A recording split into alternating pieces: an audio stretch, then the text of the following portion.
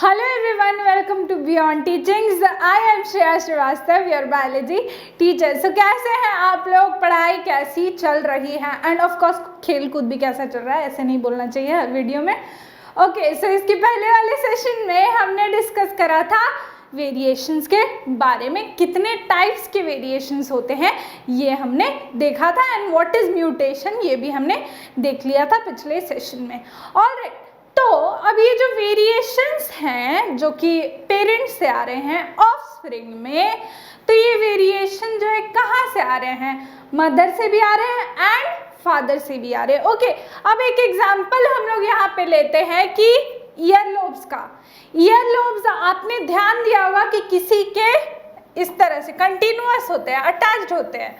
Alright, and किसी के ईयरलोब्स क्या होते हैं? इस तरह के होते हैं, फ्री ईयरलोब्स होते हैं. अगर आपको टाइम मिले तो आप अपने ईयरलोब्स एंड अपने पेरेंट्स के ईयरलोब्स जो है वो मैच कीजिए, या फिर अपने सिबलिंग्स की मैच कीजिए खुद से. अगर आपके पेरेंट्स में किसी एक भी पेरेंट में होगा तो क्या होगा? वो इनहेरिट हो जाएगा, आपके सिबलिंग में आएगा या फिर आप में आएगा.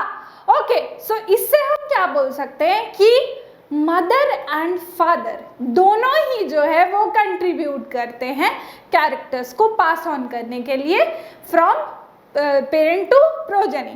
पेरेंट कौन है? मदर एंड फादर है. सेक्सुअल रिप्रोडक्शन की हम लोग बात कर रहे हैं यहाँ पे, क्योंकि वेरिएशन उसी में ज़्यादा होती है. ऑलराइट, तो यहाँ हम क्या कह सकते हैं? द ट्रेट्स और characteristics which are passed on from parent to their offspring generation to generation are controlled by genes. Of course, अगर वो जीन्स जो है वो आपके पेरेंट में प्रेजेंट है तभी तो वो जीन्स आप में आएगा. ऑलराइट, उस कैरेक्टर की एक्सप्रेशन को, यानी कि जैसे ईयरलोब एक कैरेक्टर ले लिया मैंने, उसकी एक्सप्रेशन को, यानी कि दो टाइप के एक्सप्रेशन हो सकते हैं, या फिर अटैच हो सकता है या फिर फ्री हो सकती है. तो इनकी एक्सप्रेशन को कौन कंट्रोल करता है? जीन्स कंट्रोल करते हैं. अगर ये जीन्स आपके फादर में प्रेजेंट हैं, आपकी मदर में प्रेजेंट हैं, तो आप में इनहेरिट हो भी सकते हैं. ऑलराइट, ज़्यादा चांसेस हैं इनहेरिट होने के. ऑलराइट, एंड अगर दोनों में ही नहीं प्रेजेंट है तो बहुत कम चांसेस है प्रेजेंट होने के, आप में इनहेरिट होने के. अगर एक में प्रेजेंट है एक में नहीं प्रेजेंट है तो 50-50 चांसेस है. हो सकता है कि आपके सिबलिंग्स के अटैच्ड ईयरलोब हों और आपके नहीं हो, ऐसा भी हो सकता है. ऑलराइट, तो ये सारी चीज़ें कौन कंट्रोल करता है? जीन्स कंट्रोल करता है कि किसकी अपीयरेंस कैसी होगी, किस ऑफस्प्रिंग की किस तरह की अपीयरेंस होगी. ऑलराइट, तो अब ये each trait can be influenced by both paternal and maternal DNA. अब ईच जो ट्रेट है, जैसे कि ईयरलोब क्या है? एक ट्रेट है. ऑलराइट, एंड जैसे कि मैंने आपको कहा कि अगर एक में प्रेजेंट है अटैच्ड ईयरलोब, एक में नहीं प्रेजेंट है, तो 50-50 चांसेस है. क्यों 50-50 चांसेस है भाई? क्योंकि मदर एंड फादर दोनों ही कंट्रीब्यूट करते हैं किसके लिए? सेक्सुअल रिप्रोडक्शन के लिए. दोनों के ही डीएनए लगते हैं. ऑलराइट, इसीलिए मैंने बोला कि 50-50 चांसेस है, क्योंकि एक का तो नहीं है भाई. अब जिसका नहीं है उसका भी डीएनए ऑफस्प्रिंग इनहेरिट कर सकता है, एंड जिसका है उसका भी डीएनए इनहेरिट करेगा. ऑलराइट, तो जो एक्सप्रेशन है ट्रेट का, वो जो है वो 50-50 हो जाता है, क्योंकि एक में प्रेजेंट नहीं है. और अगर दोनों ही में प्रेजेंट है तो क्या है? वो एक्सप्रेशन होगी ही. बहुत रेयर केसेस में ही ऐसा होता है कि एक्सप्रेशन नहीं होती है. ऑलराइट, समझ में आ गई बात कि किस तरह से जीन्स जो है वो कंट्रोल करते हैं ट्रेट के एक्सप्रेशन को. Okay, so moving on to the next slide. Okay, अब ये जो एक्सप्रेशन की हम बात कर रहे हैं, जो ट्रेट्स का एक्सप्रेशन होता है, ये कैसे डिसाइड होता है कि मेरे पास अटैच होगा कि नहीं होगा? अगर मेरे पापा का अटैच्ड है तो मेरा होगा कि नहीं होगा, एंड मेरे ऑफस्प्रिंग का होगा या नहीं होगा, ये सारी चीज़ें किस तरह से डिसाइड होती हैं. ओके, ये हम आगे आने वाले सेशंस में यही पढ़ने वाले हैं. हमारा मेन फोकस यही रहेगा. और तो एक जो साइंटिस्ट थे मेंडल, उन्होंने क्या किया था कि पी प्लांट के साथ एक्सपेरिमेंट किया था कि ये ट्रेट्स जो है ये किस तरह से कौन सी ऐसी मैकेनिज्म है जो इन्हें पास ऑन करती है पेरेंट से प्रोजेनी में। एंड इनका जो एक्सप्रेशन है, बेसिकली इस एक्सपेरिमेंट का ध्येय क्या था, इसको करने का मोटिव क्या था, कि हमें पता चल सके कि जो ट्रेट्स की एक्सप्रेशन है वो कैसे होती है पेरेंट से प्रोजेनी में। ऑलराइट, ये इसका मेन मोटिव था। सो उन्होंने पी प्लांट को लेकर के क्या किया, एक सेट ऑफ एक्सपेरिमेंट्स प्रिपेयर किया, जिससे उन्होंने कुछ पोस्टुलेट्स दिए, कुछ लॉज बनाए। Alright, and in sets of experiment को करने के लिए उन्होंने पी प्लांट को ही क्यों चुना, वाटरमेलन क्यों नहीं चुना, मैंगो ट्री क्यों नहीं चुन लिया। ओके, तो हम इसका रीजंस पता लगाते हैं। So the first reason could be it is easier to grow. ये जल्दी ग्रो कर जाता है। जो पी प्लांट होता है वो बहुत ही रैपिडली ग्रो करता है एंड इसे ग्रो करना इजी है, उसकी कोई खास रिक्वायरमेंट्स नहीं है। ऑलराइट, तो इसे ग्रो करना क्या हो जाता है, इजियर हो जाता है। नेक्स्ट और क्या है, pea plants can be crossed और self pollinated and have a flower structure that limits the accidental contact. अब क्या होता है, पी प्लांट को हम क्रॉस पॉलिनेट भी कर सकते हैं एंड सेल्फ पॉलिनेशन भी करा सकते हैं, और उसके फ्लावर का स्ट्रक्चर ऐसा होता है कि वो कांटेक्ट, यानी कि इंसेक्ट के कांटेक्ट से जो पोलन ग्रेन आ जाते हैं या फिर बर्ड्स के कांटेक्ट से आ जाते हैं, उन सबको प्रिवेंट करता है। तो इसीलिए हमने इसे यूज करा है एक्सपेरिमेंट के लिए। ऑलराइट, नेक्स्ट हम देखते हैं क्या है, it has a number of easily detectable contrasting characters. अब क्या होता है कि इसमें बहुत सारे ऐसे कैरेक्टर्स हैं जो कि हम लोग इजीली देख सकते हैं।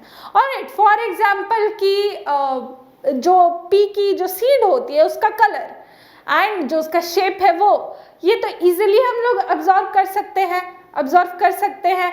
ऑलराइट, अब कुछ ऐसा इंटरनल तो नहीं है कि मुझे प्लांट को काट करके बिल्कुल माइक्रोस्कोप से देखना पड़ेगा कि क्या हुआ, इनहेरिटेंस का क्या हुआ, ट्रेट्स का, सब भूल जाएंगे। ओके, तो इजीली डिटेक्टेबल जो कैरेक्टर्स हैं जो कि हम आंख से देख सकते हैं, ये सारे पी प्लांट्स में प्रेजेंट होते हैं। इसीलिए उन्होंने क्या किया, पी प्लांट को यूज करके एक सेट ऑफ एक्सपेरिमेंट्स किया।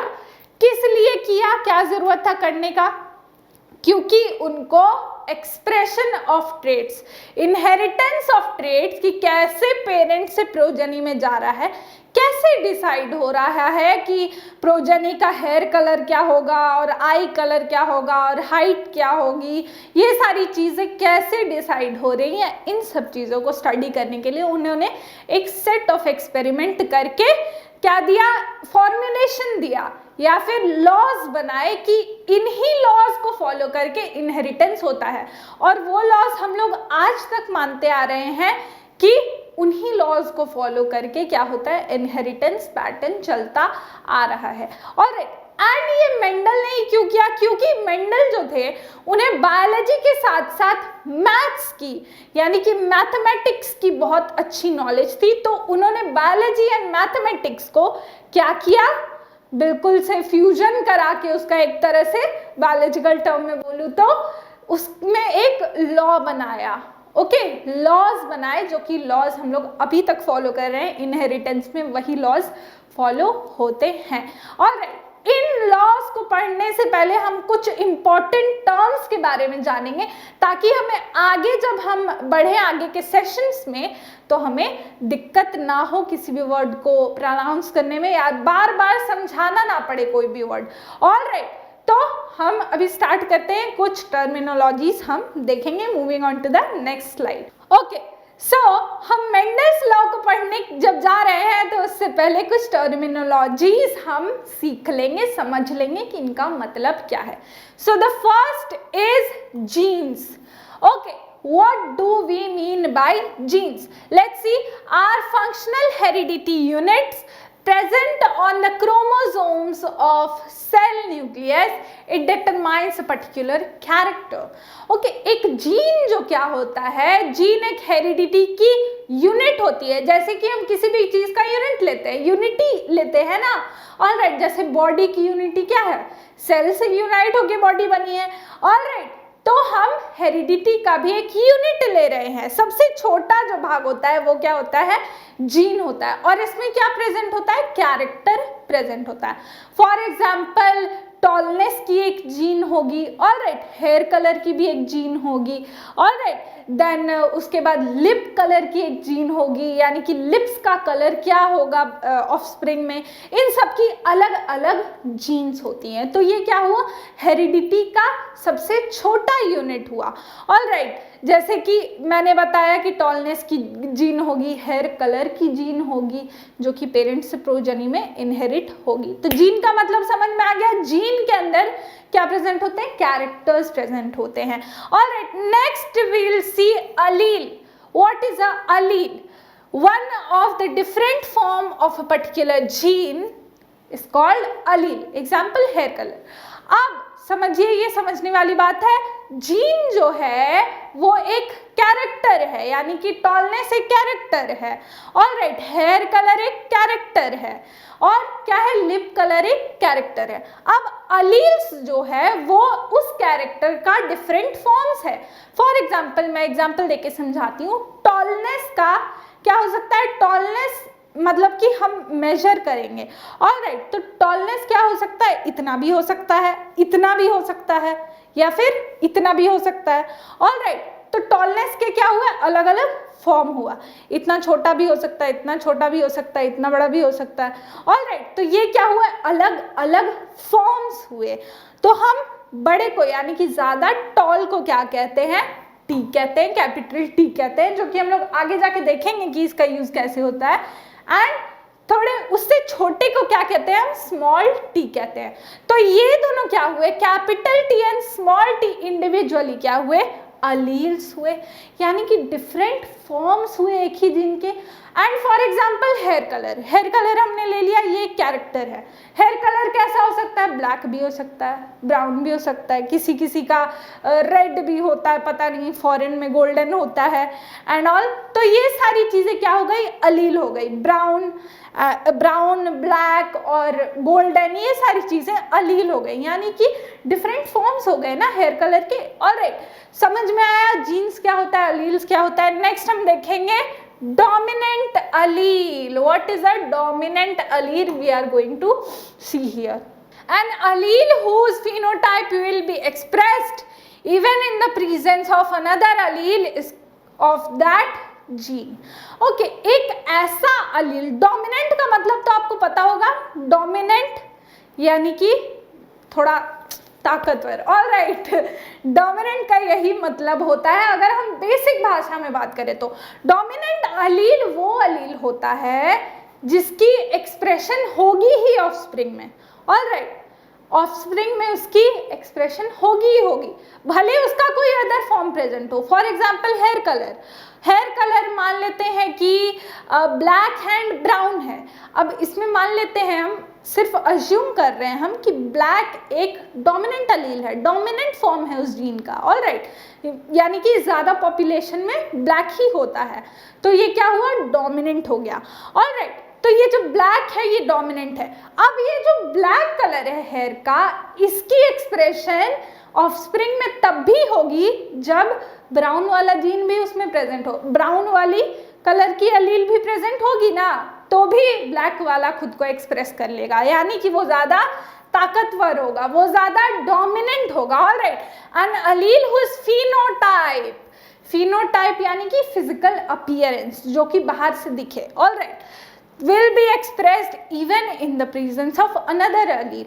उसकी जो इसकी जो एक्सप्रेशन है, डोमिनेंट अलील की जो एक्सप्रेशन है, वो कोई और अलील नहीं रोक सकता, यानी कि उसी जीन का दूसरा फॉर्म नहीं रोक सकता उसकी एक्सप्रेशन को। फॉर एग्जाम्पल, हम यहाँ टी और टी की बात कर रहे थे, जैसे मैंने आपको बताया, तो इसमें जो डोमिनेंट होता है वो मैं आपको बता देती हूँ, कैपिटल टी होती है। ओके, तो ये जो कैपिटल टी जिस फिनोटाइप में प्रेजेंट रहेगा, जिस ऑर्गेनिज्म में प्रेजेंट रहेगा, वो टॉल होगा ही होगा, भले उसमें एक छोटा टी रहे, यानी कि छोटा होने का उसमें जीन रहे, एक अलील रहे जीन का, लेकिन वो होगा टॉल ही। एक्सप्रेशन क्यों होगी? क्योंकि ये ज़्यादा ताकतवर है, ज़्यादा डोमिनेंट है। और राइट, समझ में आ रही है बात? जो डोमिनेंट होगा वो खुद को एक्सप्रेस करेगा ही करेगा, भले रेसेसिव वाला का अलील प्रेजेंट हो। अब हम देखेंगे रेसेसिव क्या होता है। ओके, रेसेसिव अलील क्या होती है? An allele whose effect gets masked in the presence of a dominant allele and can only affect the phenotype in the absence of a dominant gene. अब क्या होता है कि मैंने जैसे हेयर कलर की बात की, यानी कि ब्लैक हेयर कलर जो कि मैंने बताया कि डोमिनेंट होता है, यानी कि ज़्यादा लोग में ब्लैक कलर ही प्रेजेंट होता है, ऐसा हम अज्यूम कर रहे हैं, सिर्फ मैं एक एग्जांपल दे रही हूँ। अब जो ब्लैक हेयर कलर है वो तो डोमिनेंट है। अब क्या है, ब्राउन वाला जीन भी प्रेजेंट है उसमें, ब्राउन वाली अलील भी प्रेजेंट है, सॉरी मैंने गलत बोला, जीन नहीं अलील, ब्राउन वाले हेयर की अलील भी प्रेजेंट है, लेकिन चूंकि ब्लैक हेयर वाली अलील डोमिनेंट है, ज़्यादा ताकतवर है, तो वो इसके इफेक्ट को, यानी कि जो ब्राउन वाली का इफेक्ट था उसको मास्क कर देगा, ढक देगा, उसका इफेक्ट नहीं आने देगा। यानी कि रेसेसिव जो अलील है उसके इफेक्ट को एक्सप्रेस नहीं होने देगा ऑर्गेनिज्म में।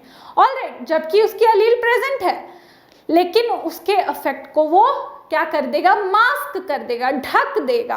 ऑलराइट, एंड ये जो रेसेसिव अलील है जिसका इफेक्ट जो है वो ढक जा रहा है, ये तभी एक्सप्रेस हो पाएगी जब ये डोमिनेंट जो ज़्यादा ताकतवर वाली चीज़ है वो प्रेजेंट नहीं होगी। यानी कि जब ऐसा प्रेजेंट होगा ना, इस तरह का जब होगा, होमोजाइगस कंडीशन जब आएगी, हम पढ़ेंगे आगे कि होमोजाइगस क्या होता है। जब डोमिनेंट वाली जो अलील है वो प्रेजेंट नहीं होगी, सिर्फ रेसेसिव वाली प्रेजेंट होगी, तब वो क्या करेगी? खुद को एक्सप्रेस कर लेगी। ऑलराइट, अगर डोमिनेंट प्रेजेंट हो गया एक भी, तो क्या होगा? डोमिनेंट खुद को एक्सप्रेस करेगा क्योंकि वो ज्यादा ताकतवर है। समझ में आ रही है बात? Next is the genotype.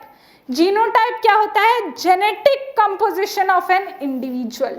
जो जेनेटिक कंपोजिशन है किसी भी इंडिविजुअल का, जैसे मैंने बताया कि उसमें डोमिनेंट अलील प्रेजेंट है एंड रेसेसिव अलील भी प्रेजेंट है, तो ये क्या हुआ? जेनेटिक कॉम्पोजिशन हुआ किसी भी ऑर्गेनिज्म का।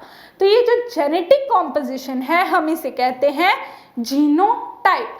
नेक्स्ट हम देखते हैं क्या है? Phenotype. What is a phenotype? The expression of the genotype which is absorbable or measurable. जो जीनोटाइप है यानी कि जो जेनेटिक मेकअप है ऑर्गेनिज्म का, उसके हिसाब से जो अपीयरेंस होगी, जो फिजिकल अपीयरेंस, फिनोटाइप यानी कि फिजिकल अपीयरेंस, जीनोटाइप यानी कि जीन, जेनेटिक टाइप यानी कि genetic constitution, and phenotype means physical constitution, यानी कि एक्सप्रेशन जो होगी जीनोटाइप की, यानी कि जो जेनेटिक कॉम्पोजिशन है उसका जो फिजिकल अपीयरेंस होगा ऑर्गेनिज्म पे, वो क्या होगी?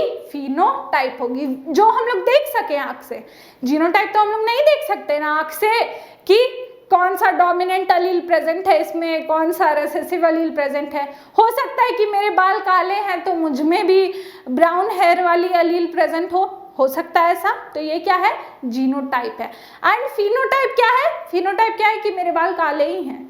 ओके, सबको तो लग रहा है कि मुझ में वो जीन प्रेजेंट ही नहीं है, वो अलील प्रेजेंट ही नहीं है ब्राउन हेयर वाली, लेकिन हो सकता है कि मुझ में प्रेजेंट हो। ऑलराइट, अगर मेरे किसी पेरेंट्स में प्रेजेंट होगी, उनके एंसेस्टर्स में प्रेजेंट होगी, तो हो सकता है मुझ में भी हो। ओके, तो जो फिजिकल अपीयरेंस है वो कभी कभी क्या होती है? बहुत ही अलग हो जाती है जीनोटाइप से, क्योंकि जो फिजिकल अपीयरेंस होगा ना ऑर्गेनिज्म का, उसमें हमेशा क्या होगी? जो डोमिनेंट ट्रेट्स हैं, जो ज़्यादा ताकतवर ट्रेट्स हैं, वही एक्सप्रेस हो पाएंगे। और रेसेसिव ट्रेट क्या होंगे? बहुत कम ही एक्सप्रेस होंगे, क्योंकि उन्हें तो चाहिए कि डोमिनेंट ना हो, सिर्फ रेसेसिव रहेगा तभी उनका एक्सप्रेशन हो पाएगा। ऑलराइट, समझ में आई बात? यहाँ तक क्लियर है? अगर किसी भी प्रकार का डाउट है तो आप कमेंट सेक्शन में ज़रूर पूछिए, वेबसाइट पे ज़रूर पूछिए। ओके, एंड अगर आपको नोट्स के लिए रेफर करना है, क्वेश्चंस के लिए रेफर करना है, तो आप ज़रूर वेबसाइट पे रेफर कर सकते हैं। नेक्स्ट क्लास जो होने वाली है उसमें हम मिलने वाले हैं कुछ और टर्मिनोलॉजीज के साथ। Okay, keep watching, until then bye bye.